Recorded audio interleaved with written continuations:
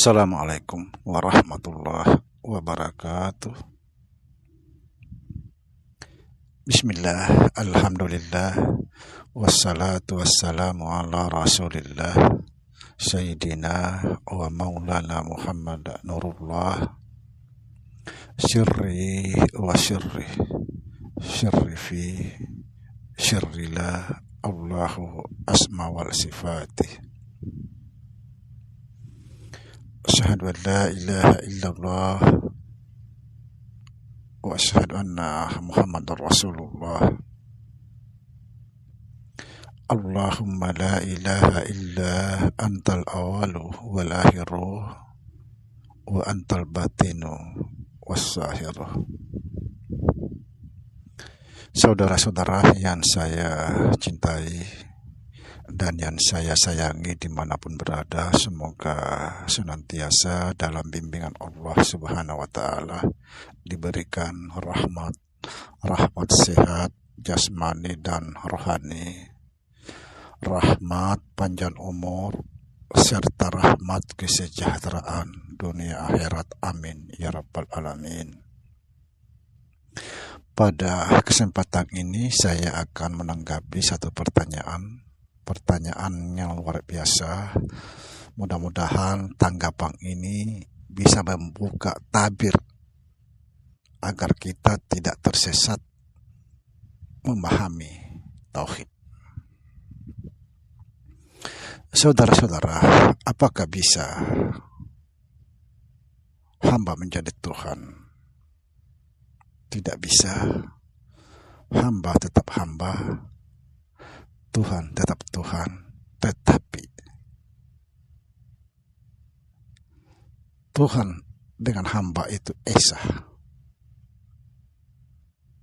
Dan tetapi hamba tidak bisa menjadi Tuhan, tapi Tuhan bisa menjadi hamba. Apa sebab? Hamba terbatas, Tuhan tidak terbatas. Kemudian segala apa yang ada di langit dan bumi, semua berasal daripada Tuhan. Itulah sebabnya dikatakan inna lillahi wa inna ilaihi raji'un. Artinya kita dari Allah akan kembali kepada Allah. Subhanallah. Kenapa hamba dengan Tuhan esa, tetapi hamba tetap hamba, Tuhan tetap Tuhan? Saya kasih sedikit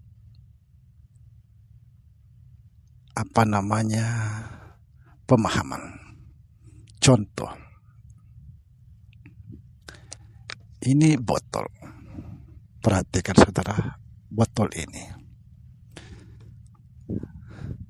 Botol tetap botol, plastik tetap plastik, tapi satu. Botol ini bentuk seumpama hamba. Plastik seumpama Tuhan. Plastik ini kekal. Sedangkan botol tidak kekal, bisa hancur. Ketika botol ini dihancur, hilang bentuk, tidak lagi disebut botol. Tapi plastik sekalipun kamu cincang plastik ini, tetaplah plastik. Begitu cara memahami. Kenapa saya katakan Tuhan bisa menjadi hamba? Plastik bisa menjadi botol.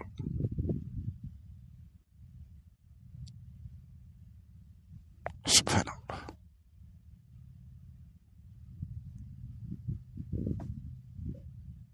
Jadi begini cara memahami, saudara.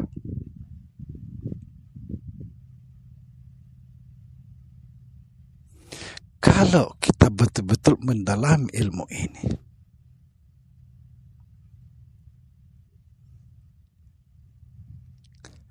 Dari mana botol ini? Dari plastik juga. Ibarat botol ini adalah baharu dan plastik adalah kodim. Sebenarnya ada yang mengatakan kodim dan baharu itu beda. Bahkan ada yang mengatakan kita harus bisa membedakan baharu dengan kodim. Betul, beda. Tapi sebenarnya satu tapi tidak sama.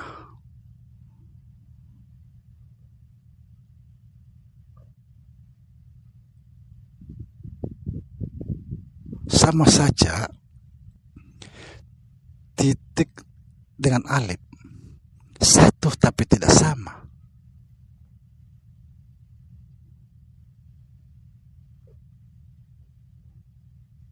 Jadi secara hakiki tidak ada bedanya. Sudah dijelaskan di dalam Al-Hadid ayat 3.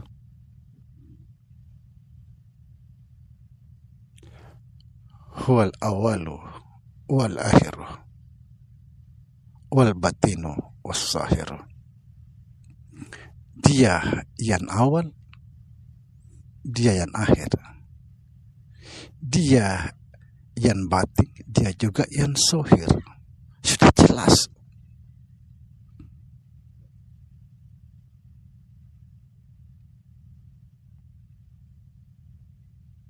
Dia semuanya. Kenapa harus dibedakan? Bagi orang yang sampai ke makam ini. Tapi kalau kita belum sampai di sini, ya tetap kita bedakan.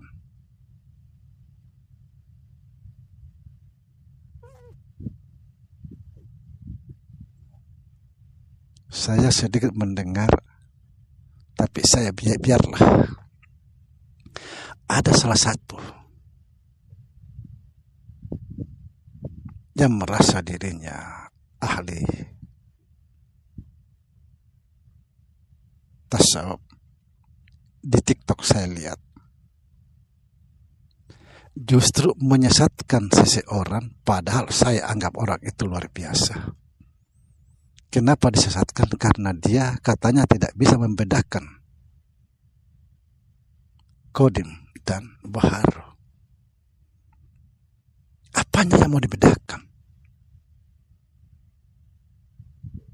Karena satu, cuma saya tidak serupa. Tapi kalau kita pandang secara hakiki, tidak berbeda. Kenapa? Karena yang batin itulah mensahirkan dirinya. Yang kodim itulah menjadi baharu. Kalau tidak ada kodim, tidak ada baharu.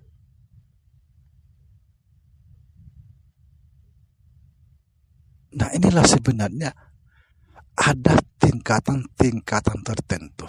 Kalau kita hanya tidak sampai memahami ini, maka kita selalu menyalahkan saudara-saudara kita yang lain. Saya menemukan satu TikTok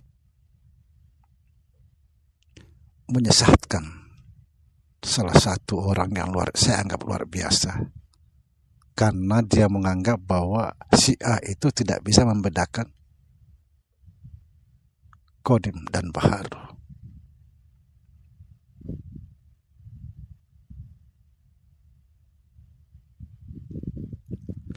Kodim baharu itu sama. Coba baca Al-Hadid ayat 3. Sangat jelas.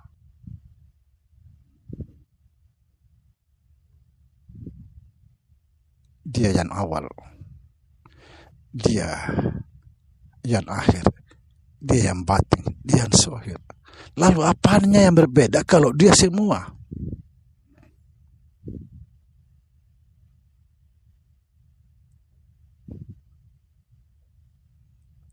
Seperti garam. Laut dan garam itu memang beda. Tapi di dalam garam itu semua lautan. Cuma cara memandang kita belum sampai di sana. Tidak ada yang baharu tanpa qadim. Subhanallah. Cuma saja saudara, saya yang sering menjelaskan, masih banyak, mohon maaf, masih banyak, termasuk saya, kakek saya pernah menjelaskan, hati-hati, perbaiki pengenalan kita kepada Allah. Siapa Allah, siapa Tuhan? Allah itu nama, Tuhan juga nama, gelar. Lalu mana Tuhannya?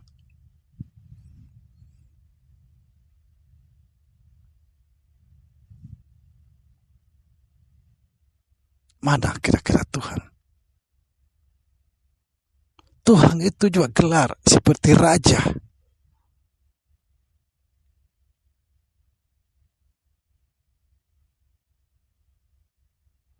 Penguasa itu juga gelar.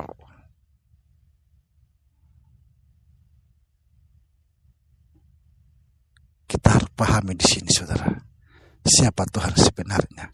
Kalau saudara tidak tahu siapa Tuhan sebenarnya, maka kamu akan selalu menyalahkan orang lain.